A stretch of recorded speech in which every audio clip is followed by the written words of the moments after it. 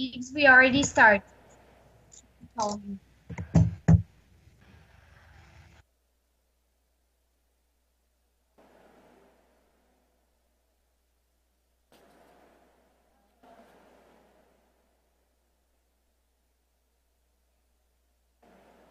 Olá, pessoal! Sejam bem-vindos e bem-vindas a mais um conteúdo do Summit Firjan IEL e Festival Futuros Possíveis 2020. Se você está com a gente desde o início, você já sabe meu nome, eu sou a Karen de Souza. Se você chegou por agora, que bom que você está aqui com a gente, viu? Olha, eu quero lembrar que a nossa próxima palestra ela vai ser feita em inglês, mas você pode escolher aqui o botãozinho da tradução simultânea para poder ouvir e acompanhar a palestra com maior conforto, tá bom? Gente, olha, falando em cenários imprevisíveis, a gente traz uma pergunta. Será que os sistemas tradicionais de gestão se adaptam bem, vão se adaptar bem na nova economia? A gente vai receber agora, para responder também a essa pergunta, o diretor do BCG Institute for Organization, autor de 6 regras simples como gerenciar a complexidade sem se complicar e palestrante do TED Global. Yves Morrier. Hello, Yves. Thank you so much for being here with us. I am very curious to listen more about what you bring to us. Welcome. Thank you. It's a pleasure. Thank you very much. Thank you. Yes, this is a very important subject. You know, imperativos para un mondo turbulento, if I can. Good Portuguese. Thank you. Very good. Thank you. Thank you. Thank you. And there are a lot of uncertainties today. You know, not only with COVID. COVID is just the cherry on the cake, if I can say. A lot of uncertainties about digital, new technologies, consumer behavior, regulations. And I would like to share with you 2 different things. One is the essential, fundamental pillars that are not going to change. They are very important. And second, the new things, leaders, managers, everybody has to take into account at work. So let me start with the pillars, the essential pillars that are not going to change. This is very simple. Productivity, performance, and satisfaction at work are the 2 sides of the same coin. We often make a mistake when we think that they are almost opposite, contradictory.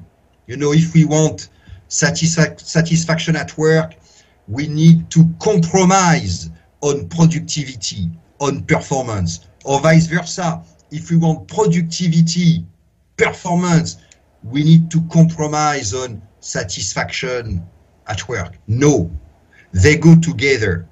So there is an important conclusion.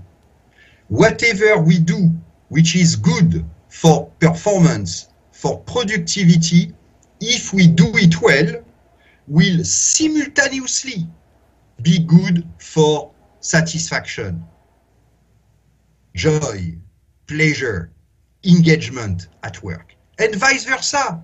Perhaps you want to address the issue from the other side. Fine. Whatever you do to improve satisfaction at work will simultaneously improve productivity, performance. I'm saying simultaneously. I am not saying sequentially. I am not saying that if people are happy, they work better. No, that's obvious. That's rubbish.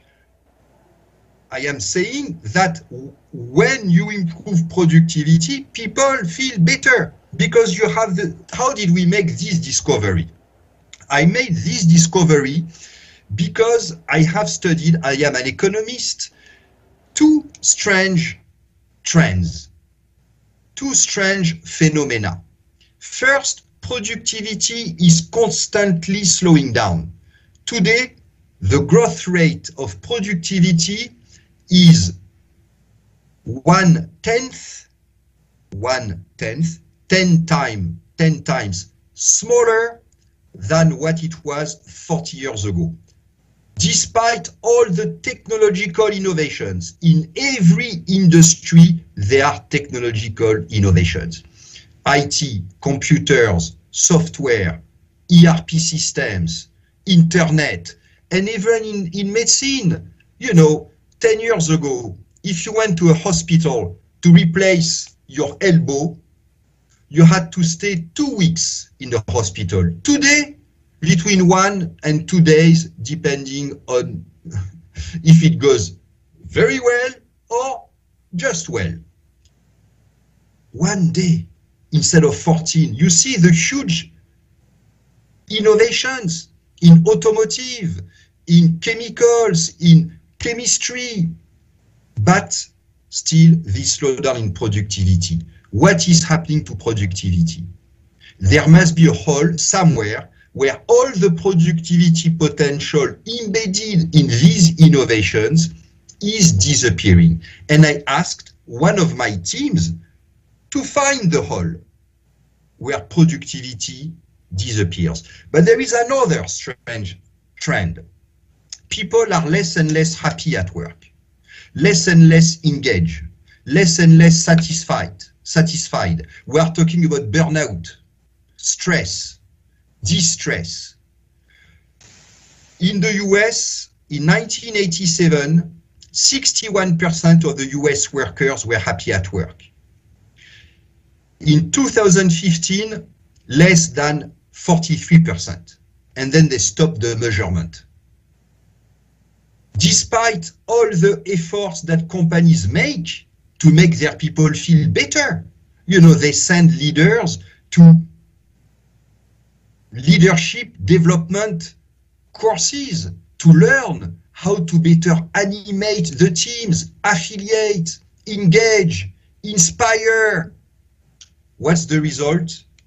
Declining satisfaction at work. What's going on? I asked another team to understand, because I did not understand. The most interesting is that as these two teams were doing their root cause analysis, what is happening to productivity, what is happening to satisfaction at work, the more I could see that they were converging to the same root cause, explains both phenomena. Therefore, if you remove this common root cause, what happens? Both productivity and satisfaction increase simultaneously. What is this root cause? This root cause is the way companies have tried to respond to the increasing complexity of their environment. I have measured it. The book I wrote with Harvard Business Review Press has been translated in Brazilian Portuguese in Brazil. So if you're interested, you can have the details. To summarize, the complexity of business has multiplied 6 times to create value for customers, to attract customers, to keep customers. Companies today have to satisfy problems 6 times more complex than 6 decades ago. We need low cost, high quality, speed, reliability, innovation, efficiency, global consistency, local responsiveness, risk management, standardization, customization. Much more complex than 30 years ago when the big question in strategy was, do we compete on cost or on quality? Finished. You need to compete on cost and quality and speed, reliability, much more complex.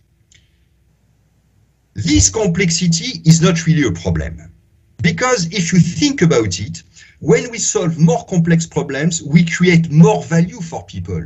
When you do something which is cheap, affordable, and high quality, you create more value than when you do something cheap and poor quality, or something high quality, but very expensive.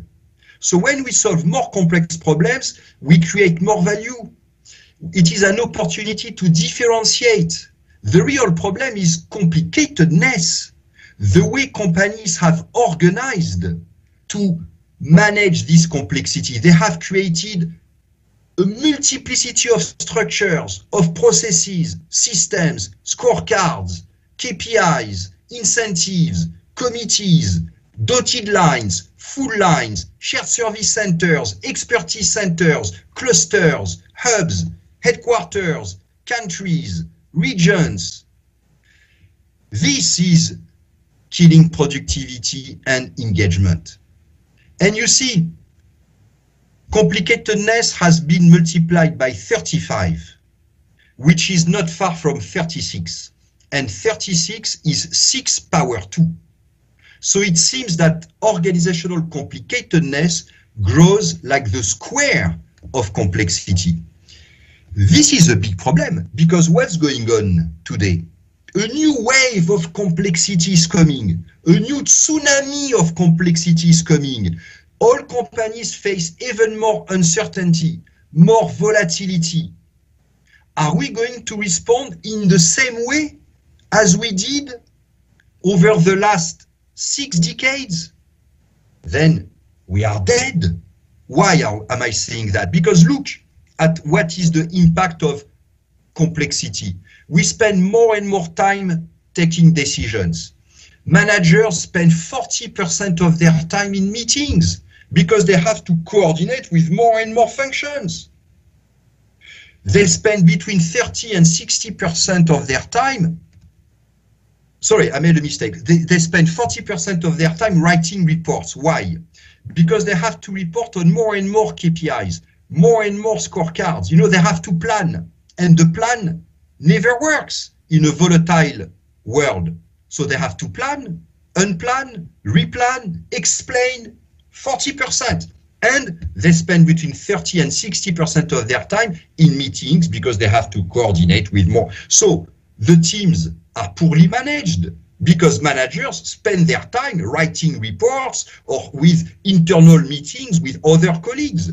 So the teams spend between 40 and 80% of their time on non-value adding activities.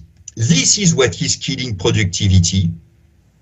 We have understood trend number 1, and this is what is killing satisfaction. We have understood trend number 2, because in these organizations, people lose purpose, they lose meaning, they lose direction, and they disengage, and they are not satisfied.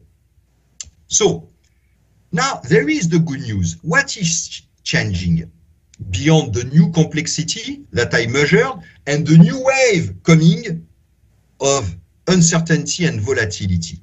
There is a good news. This is what has happened during the lockdown. During the lockdown with COVID, what has happened? We saw this virus come. We had to make decisions, but companies didn't have the time to complicate. Our ability to complicate, to formalize, to bureaucratize has been outpaced by the outburst of complexity. Companies have been caught off guard. They didn't have a COVID process. They didn't have a chief COVID officer. Instead of bureaucracy, they had to respond with leadership, cooperation. Basically, companies had to rely on people's intelligence to adapt instead of bureaucracy. And we made an important discovery. But, you know, I would like to insist on this because, frankly, I take a bank I know. It's Société Générale, but I'm sure it is true for all the others, HSBC, BNP Paribas. If the CEO of Société Générale had come to me, I have to tell you something. Société Générale, when the COVID crisis came, this is a bank, huge bank, about 55,000 employees. They went to remote working, people working from home, in 36 hours. Now, I tell you, if the CEO of Société Générale had come to me 2 years ago and he had told me, Yves, we are thinking about remote working for all our people. Could you help us in this transformation? Frankly, I would have told him, are you sure? That is a major transformation. You need to make a digital maturity diagnostic to check you are ready. You need to do some beliefs audit with your top leaders to check if they can make it. You need to do a cultural survey to check if your people are ready, willing, able. Then you need to launch pilots, 3 months pilots to study what's going on. Then you will have to scale up the pilots. Yves, how long will it take? I don't know, 1.5 years. And if you are really in a rush, 6 months, but not less. They did it in 36 hours. 36 hours. Why? Because they had to use their intelligence in an extreme way. And in doing so, we discovered something that I call relational productivity. Relational productivity. That to me is the future of work. Relational. You could say, if this is strange, because why relational? People were working from home, in a bubble, isolated from each other. Why relational? Precisely. If you look at leadership, engagement, cooperation, when we are working together under the same roof, at the office, all these, we don't really pay attention. We take them for granted because we are close to each other. We will collaborate because we are in a beautiful office with a nice canteen, coffee machine area, because the leader is just far. We don't pay attention to these things. During the lockdown, precisely because we were isolated, we could not take these relations for granted as an automatic outcome of proximity. The container, the office, was removed, and we had to concentrate on the content of work, the real content of work. Leaders had to add value. Having formal authority was not enough. They had to add value. They could not just walk through the corridors to see what was going on. They had to organize, to plan, to dedicate some time, very focused, 10 minutes, not a 6-hour meeting. Nobody can stay 6 hours in the same meeting on Zoom. Engagement, we could not rely on beautiful reception, lobbies, yoga room, table tennis facilities. What mattered, made a difference, was the purpose and cooperation. We had to create the conditions for people to collaborate, even if they were far from each other. And we discovered, by focusing on the content of work, relations, connectedness, not the proximity, not the easy, convenient, comfortable, lazy proximity, an untapped, unexploited reservoir of productivity. Look at what happened to the GDP compared to all our companies plunged in the dark. Nothing happening in companies. Still, it worked based on the content of work. So we have what I call relational productivity. This is a way to leverage new technologies, digital, by focusing on, let me give you some examples. Engagement. You know, if people just follow the rules, nothing happens. You know, air traffic controllers, when they go on strike, they apply 100% of the rules. That's the way air traffic controllers go on strike in Rio, in Sao Paulo, in Washington, D.C., in Singapore, Heathrow in London, Schiphol in Amsterdam, CGG in France. For planes to take off, they need to interpret the rules. And there is no rule about how to interpret the rules. They have to use their intelligence to take into account the situations, to go for the spirit of the rule, not just the letter of the rule. And if people are not engaged, they will tick all the boxes and no plane will take off. And then we will shout at them, but they will say, look, I followed the rules. If you're not happy, change the rules. So engagement is fundamental. And cooperation. Cooperation is not a matter of structures, processes, systems, not a matter of skeleton, boxes, or chart. It is a matter of nervous system, the interplay. It is not an interface. It is face-to-face. It is not a middle office between the back and the front offices. It is direct cooperation between the back and the front office. And when we don't cooperate, we need more resources, we need more time, delays, more equipment, more systems. We duplicate, we need more stock, more inventories, we need more working capital, and people have to work harder and harder, longer and longer.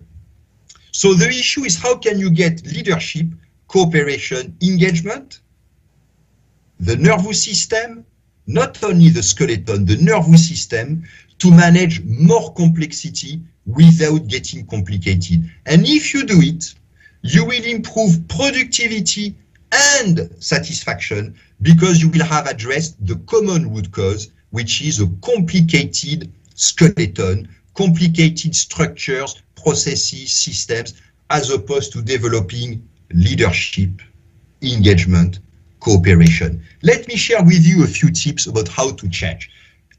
We need to change behaviors. You know, leadership is a behavior. Cooperation is a behavior. Engagement is a behavior. I involve myself. Let's be careful. To change behaviors, companies often make a mistake. They assume that to change behaviors, they need to change the mindsets, the feelings, the mentalities, the values. This is wrong. Technically, it is impossible to change people's mindsets directly. You cannot change mindset. You can have posters, flyers, communication campaigns, big posters in meeting rooms, town halls. Telepathy does not work. You cannot change mindsets directly. And it is counterproductive to try. Because if you go to the people and you tell them, look, you have the wrong mindset. But me, I have the right mindset. I am going to change your mindset with mine. Does it work? Of course, no. By definition of mindset, people protect their mindset. Otherwise, it is not their mindset. So not only technically it is impossible, but in practice, it is counterproductive, because then you have resistance, protection, failure, inertia, sometimes conflicts. It is proven by neurosciences that it is the exact opposite. If you want to change behaviors, the way leaders lead, the way people engage, the way they cooperate, change the context, the work context, then behaviors will adjust spontaneously and the mindsets will follow. But as a consequence, this is proven by neurosciences. Now, give you some tips about how to do it. Take a relay race, final world championship. The favorite team to win is the US team. If you compare them to the 7 other teams, they should arrive first based on their individual speed. Notably, if you compare them to an average team, the French team, the US runners should arrive 6.4 meters team. Let's look at the race. The average team comes first. Strange. Those who carry the baton are slower, but their baton is faster. How is that possible? It is the miracle of cooperation. Cooperation, like engagement and leadership, multiplies intelligence. It is a multiplier of intelligence and energy. To be frank, At the beginning, I had not understood how this was possible. So I worked with this lady, Christine Aron. I worked with her. And she gave me some interesting explanations. She said, you know, this is the Jamaican runner. She arrived last on the ground, exhausted, injured. She's holding her leg. And she said, you know why? I said, no. She said, well, look at this. This is me. I arrived first. Bridget Foster, she arrived last, injured on the ground. Why? Can you see these two mouths? Do you see a difference? In blue, you have real cooperation. In yellow, you have compliance. Hep, this is the baton. Good luck. I tick the boxes. I pass the baton. Now, can this be put in a job description? This mouse? In a process definition? No. This is real cooperation. So you have to create the right context. Just having a job description, a process definition, will never get you that. Will never get you there. Then she said, this third runner, she passed me the baton at the right time, right hand, right speed, right height. But to do that, she had to put blood in her arm. And this blood in her arm was not in her legs. So her speed went down. Her speed went down. Her individual, measurable speed went down. And it made a super difference in these legs. This is the multiplicative effect of cooperation. When you pass the baton at the right time, right hand, right speed, and you tell that you are coming, the next runner will start in the most effective way, will have an advantage over the direct competitors. But this cannot be measured.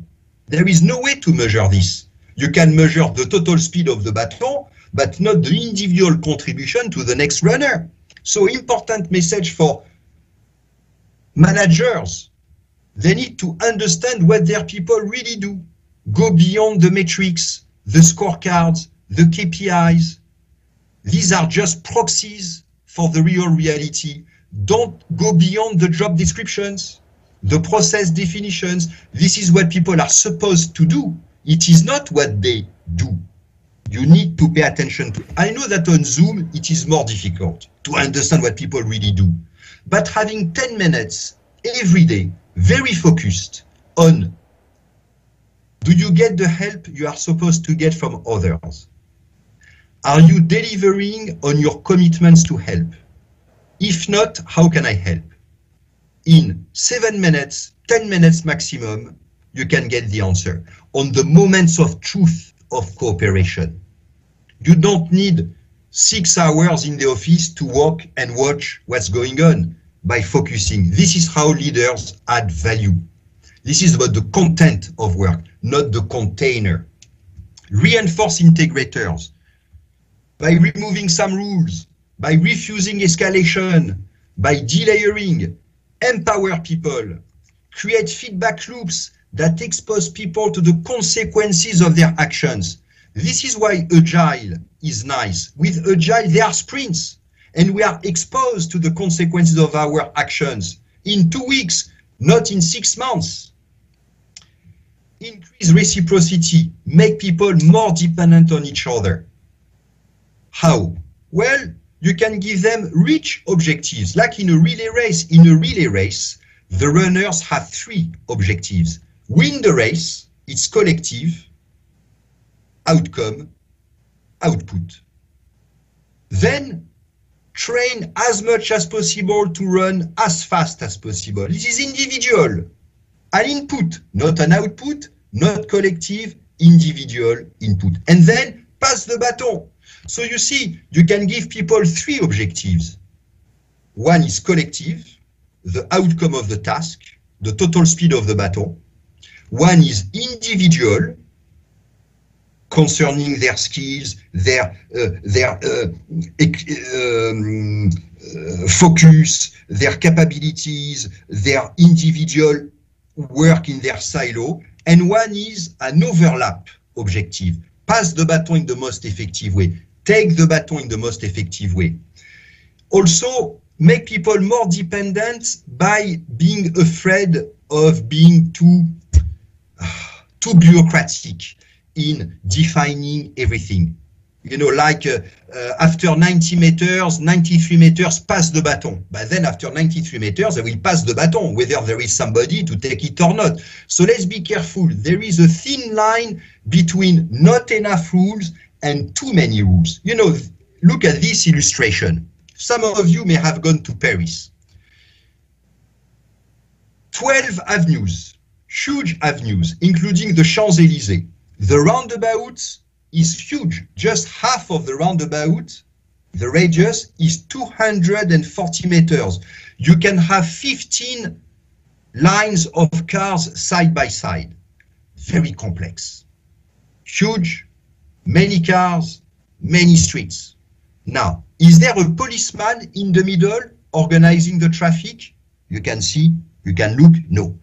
Is there markings on the ground to show the lanes? No markings on the ground. Are there traffic lights? No traffic light. Are there road signs? No road sign. It must be very complex. No, it is the safest roundabout in France. They manage complexity without being complicated. Why? Because here, people pay attention. Your failure is my failure if you run into me. I don't want to have a car accident in the middle of this mess. When people drive here, they focus, they concentrate, they use their brain. They don't write textos looking through the window. When people fully use their intelligence, they manage complexity without getting complicated. In organizations, what do? We put policemen, process definitions, markings on the ground, decision rights, traffic lights, road sign. We create complicatedness and reward those who cooperate. If you think about it, these 6 simple rules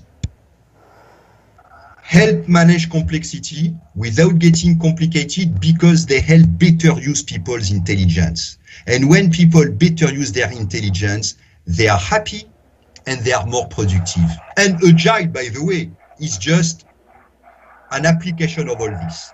This is what I wanted to share with you, my friends. Thank you so much, Yves.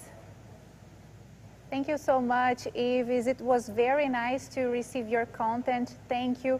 When you talk about the relational productivity, this is so real, and these tips at the end were very important. Thank you so much, okay?